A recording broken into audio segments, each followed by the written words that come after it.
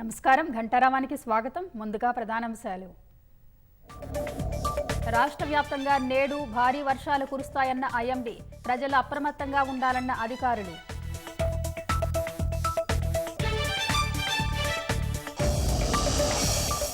ఎన్టీఆర్ జిల్లా గరికపాడు వద్ద జాతీయ రహదారికి కోత, హైదరాబాద్ విజయవాడ మధ్య వాహనాల దారి మళ్లింపు.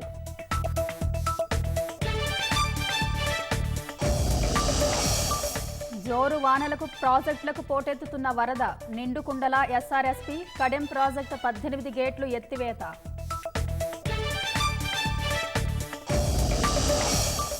సహాయ చర్యలు వేగవంతం చేయాలన్న రేవంత్ రెడ్డి, వరద తీవ్రతపై సీఎంని అడిగి వివరాలు తెలుసుకున్న ప్రధాని.